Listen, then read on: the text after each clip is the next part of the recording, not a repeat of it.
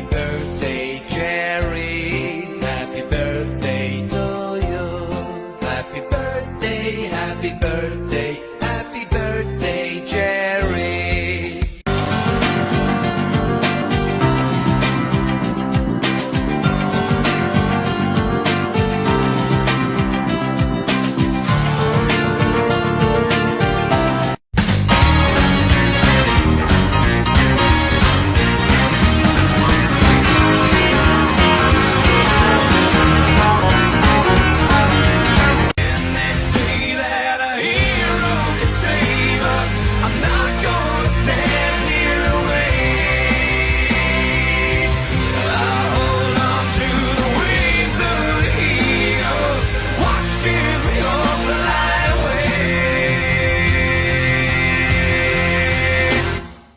Uh-oh, Cowboys. You just got your kneecaps bitten by the Detroit Lions.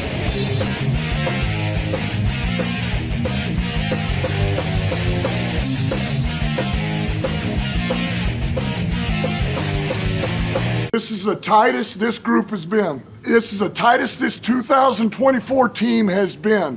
We found something special last year, man. I felt it going into this game. Man, it's like we're in here together, and I don't feel people pulling us away. Nobody's coming out of that circle, man. That's exactly where you want to be right now, all right? It's a hell of a win. You guys didn't let off the gas. That's a way to finish it out. I do have 2 game balls, and this time I wrote down some stats.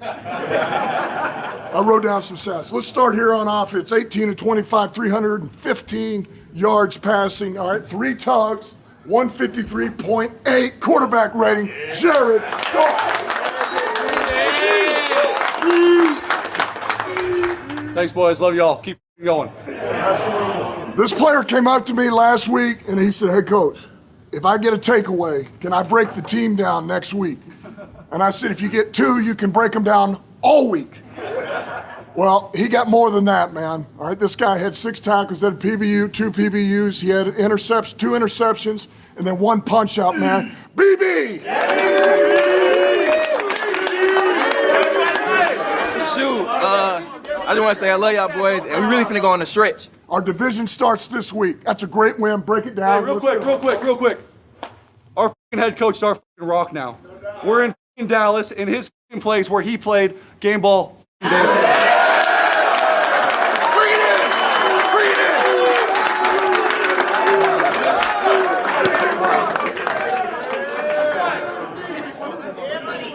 How about a little kick ass on 3? 1, 2, 3. Kick ass!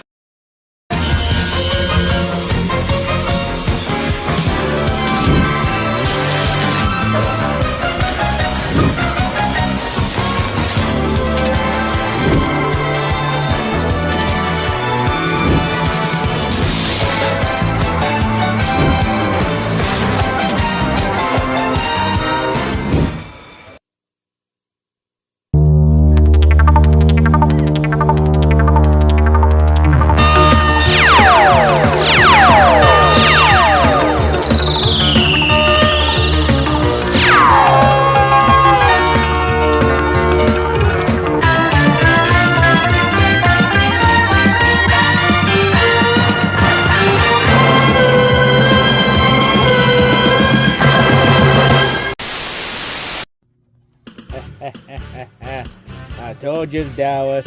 I told yous the Lions were coming for revenge for last year, and they were coming to make a statement on your asses. And boy, did they leave a statement all right. They just put the league on notice.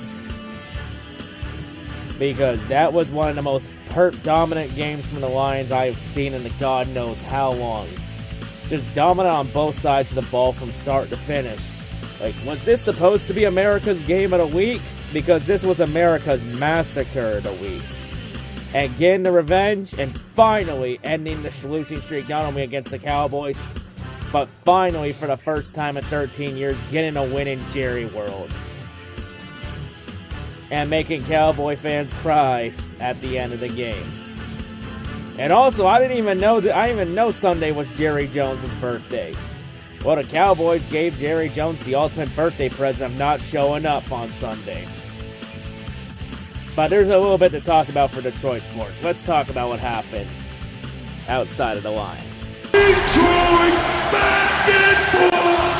Oh yeah, the Pistons now play basketball again. So Pistons season is almost coming back as preseason for NBA began. And well, the Pistons in the first preseason game against the Bucks, they showed they may not be a complete dumpster fire that we all thought they were, as they went down by 18 points early, and when it looked like everybody was checking out, the Pistons then came back and won by 33. It was like they were never down nearly 20 points to begin with. That's also the Doc Rivers effect. Even in the preseason, Doc Rivers-led teams still play down to inferior opponents. So the Pistons may not be as bad as we thought they could be. They're still going to be a bad team, but maybe slightly better. You know, there's still a lot of damage to fix up from Troy Weaver fucking up a lot. You know, a lot of things because Weaver dug the team in such a hole. It's going to take at least a couple more years to dig out of it, hopefully. And then the rest of the this week in preseason, they split a home-and-home with Phoenix, and then lost on the road Sunday against Golden State.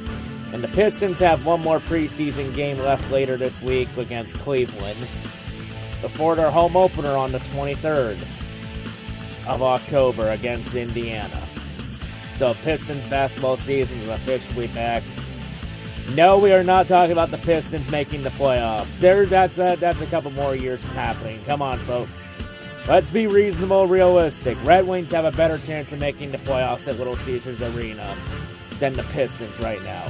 Like, come on now, let's get back to earth here, folks. And speaking of the Wings... Wow, what a transition right to the Red Wings as the Wings regular season officially begins. We had the first two games of the year at home. So the home opener against Pittsburgh, which happened on the same night as Game 4 of the ALDS between the Tigers and the Cleveland Guardians. Originally, the home opener was supposed to start at 7, but it got pushed back to 8 o'clock because of Game 4 at Comerica Park on the other side of the interstate.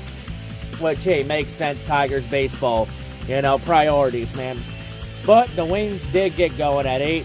And well, the game started off pretty well with the Brinkhead getting the first goal of the season early on. And they even showed the goal at Comerica Park during the TV timeout. Even playing the Red Wings goal horn and goal song at Comerica Park. Honestly, that sounds pretty good there. Honestly, the Tigers should honestly adopt the Red Wings goal horn for next season whenever the Tigers hit a home run at Comerica Park. No, I'm not talking about the Little Caesars one. No. I'm talking about the Joe Louis one, if you can find a damn good recording copy of it. Or hell, just maybe find that Joe Louis horn and play it and set it up enough to where you don't set off an explosion blasting the damn thing. But anyway, back to the Wings, of course. Man, what a start. The Brinkhead getting the Wings on the board. We got Tigers baseball for the playoffs. We don't talk about what happened in Game 5. But hey, the Wings are off to a good start. Okay, Detroit, now keep your foot on the gas, and then you lose 6-3. Detroit, what in the literal hell was that? You got everybody's hopes up only to imitate the Tigers in Game 4. What in the literal fuck? All I say is, Derek Malone, if you're trying to keep your job, this isn't the way to do it. And also, Billy Hostill played like shit, giving up 4 goals on 14 shots, and after one game, Steve Yzerman's already had enough of his shit and has already sent him to waivers. Yeah, this is how you know this year Steve Yzerman ain't taking no prisoners this year. When you play one bad game, Steve Yzerman's like, yeah, I've had enough of you, get the fuck out. But at least since Saturday against Nashville, Cam Talbot came in, and Cam Talbot lived up to his contract he signed in the offseason to come to Detroit. And the Wings got a shutout against the Nashville Predators. And Steve Stamkos' one and only trip to Little Caesars Arena this year. Yeah, it's a little bit weird to see Stamkos in a Predators uniform after being so used to seeing him in a Lightning's uniform for so many goddamn years. Kinda weird. But hey, the Wings still got the job done and shut out the Predators. So yeah, the Wings get bounced right back after that. So yeah, still pretty early on in the season, and if you look at how brutal the Wings start of schedule is with that gauntlet they have to start the year, this start of the year is going to be very crucial, especially for Derek Malone, since Derek's on the hot seat coming into the season. And there's a good chance that the Wings struggle early on in the year, Malone could get canned early on in the year. I mean, we've seen some teams that made the finals the last couple years can their coach early and then bounce back and make it to the finals. I mean, just look at Edmonton last year when they were in the fucking basement of the league last year. Fired a coach, they brought a new one in, and all of a sudden they turned around and made the finals and came one game short of winning the cup last year. We'll have to see what happens, though. But, you know, still very early on in the season. Season's not a sprint, it's a marathon. But the wins, though, they gotta keep getting some wins to just survive this early gauntlet. You know, season's still very young. Now we get to the main event, the Lions. And well, we all knew revenge was on the menu for the Lions, especially with what happened in Dallas a year ago with the ref ball. And this time, Detroit decided that they wanted blood for what happened last year. As Detroit in this game, they showed no mercy to the Cowboys. They took no prisoners. Just absolute domination on both starts of the ball from start to finish. Just offense ran the ball down Dallas's throat. Even David Montgomery making some more cases for angry runs and sending Dallas's defense to shadow them. I mean, David Montgomery's got to live up to that 2-year extension he just signed earlier a couple days ago. Actually, it wasn't a couple days ago. It was literally like yesterday he signed. Like, literally Saturday, he signed that extension. So, yeah, Montgomery got to live up to that. But, dear God, David, Dallas had families, damn it. And on the defensive side of the ball, just 4 sacks from the defense. You know, a number of takeovers. Just Dak Prescott once again playing like absolute dog shit against a real team. That's not surprising. That's been Dak's motto for about a decade since he came into the league. Because Dak's always good against bad teams, but plays mediocre to dog crap against good teams. Like, honestly, this game just 100% proves why Dak Prescott is the most overrated quarterback in the entire league. And this game proves that Dallas will never win shit with Dak Prescott as quarterback. And it's been evident, but Jerry Jones is just a dumbass. He's just an absolute dumbass and too loyal to his players. You know what happens with loyalty? You become the Detroit Red Wings. You know, the Red Wings were the same thing as the Cowboys for the longest time. You know what loyalty got the Red Wings?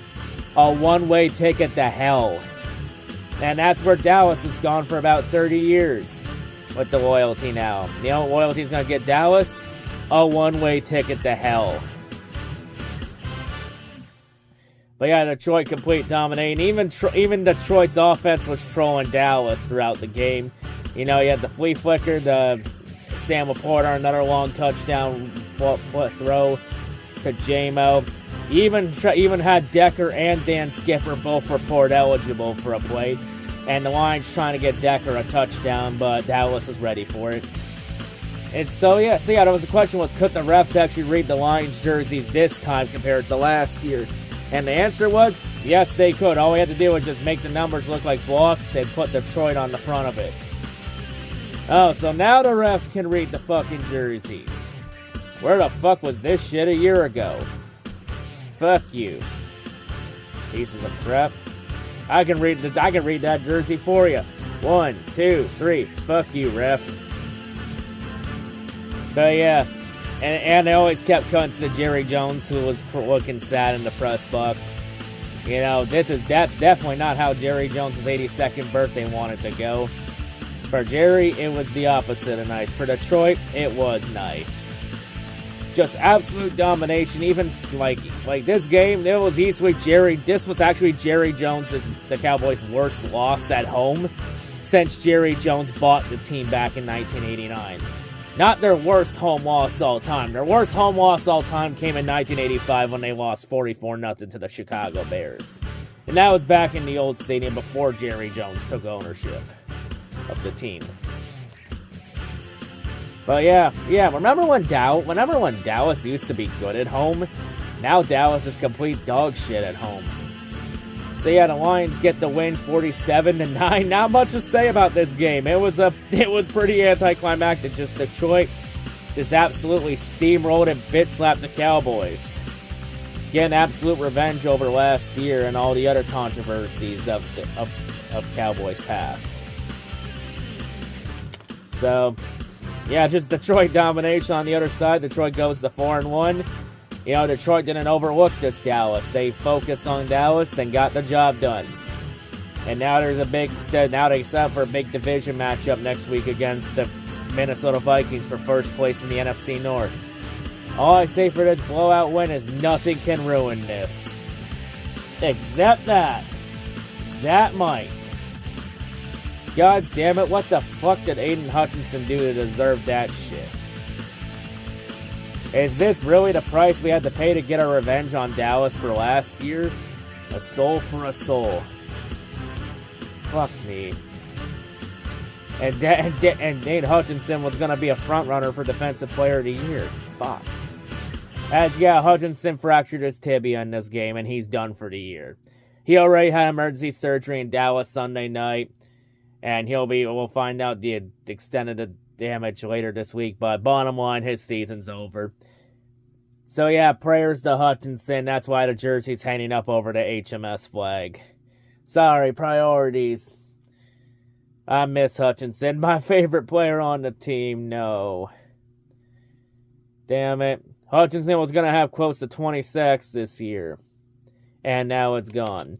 And the leader on the defense. So with Hutchinson out, now the Lions now got to make a move to get a pass rusher. Because nobody has stepped up on the defense outside of Hutchinson since Marcus Davenport went down. So I think you need to go look at getting somebody on the trade market. I don't think you're going to get Hassan Reddick from the Eagles because the Eagles still are going to try and be competitive in the NFC East. Maybe. And I don't see the Eagles wanting to trade him anywhere inside the conference. I think we have a better chance of getting like Miles Jack from the Jaguars. Or hell, Max Crosby from the Raiders. Hell, Crosby doesn't even want to be in Las Vegas anymore with the Raiders. He wants out. And honestly, I don't care what the price is. Crosby's the only one that can match Aidan Hutchinson's production on the D-line. Plus Max Crosby in this defense would be fucking deadly. So yeah, I mean, outside that, Kirby Joseph and Brian Branch proving they're a good fucking secondary duo. So that's good to see. Especially Brian Branch proving he's one of the best safeties, defensive backs in the league right now. You know, with the 2 interceptions and then a forced fumble, punching the ball out. Just, yeah, Dallas could not get anything in the end zone. Dallas's only offense was field goals. But yeah, Brad Holmes, whatever you do, please get Max Crosby to Detroit, whatever the cost. I don't care if it costs us a first-round pick or not. Fuck them picks. You want to win a fucking Super Bowl or not? Because Max Crosby can take us to that level. Like, hell, if we had him and Hutchinson on the D-line, they would be fucking deadly. But Crosby can come in and fill Hutchinson's void right away. Like, get Crosby in Detroit, whatever it takes. I honestly rather have him over Devontae Adams. Crosby actually fits the Lions culture. Devontae Adams does not. Plus, wide receiver right now is the least of this team's goddamn issues right now. But yeah.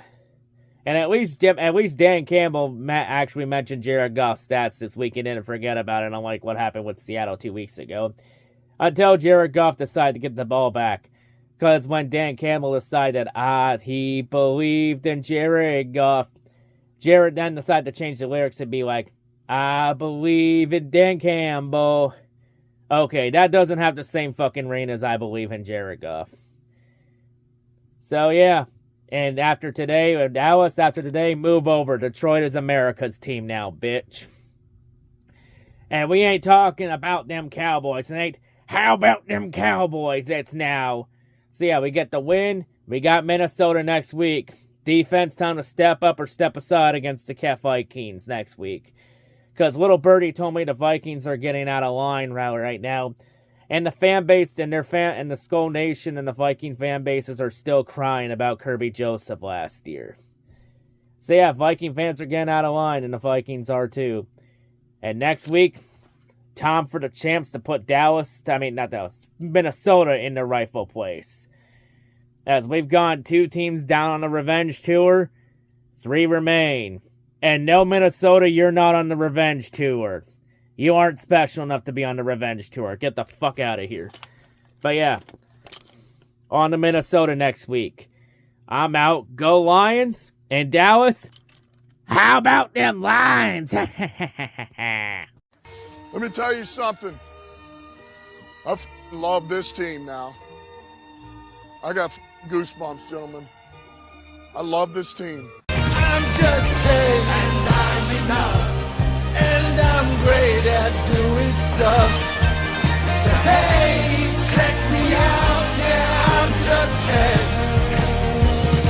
So hey, world, check me out, yeah, I'm just paid.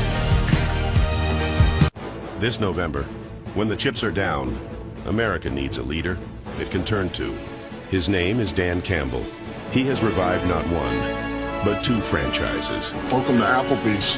He is a man of culture. I love the experience of a theater now. Go in and get some popcorn, get you a Coke, sit down, recline the seat. He has a plan to bring America back. But I got a plan, I swear to you. I just need you to trust me. That's all. For Detroit, for America, for you. On November 5th, there is one man who will lead America into the future. Vote Dan Campbell for president. I'm Dan Campbell, and I approve this message.